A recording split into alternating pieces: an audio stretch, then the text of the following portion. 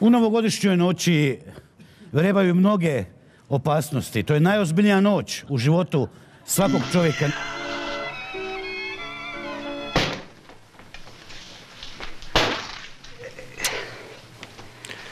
Da sredimo i ovog protiv kandidata. Au. Majka, gori mi pod nogama. Čiko, zovi vatrogasce, a ojku nemoj da me diraš. Izvinite, gospodine, vi ste...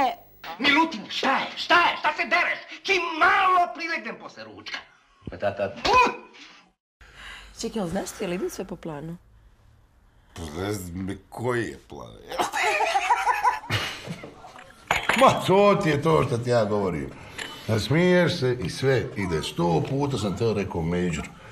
Digni malo bolan tu gornju usicu, ona ti je spojena s nosom.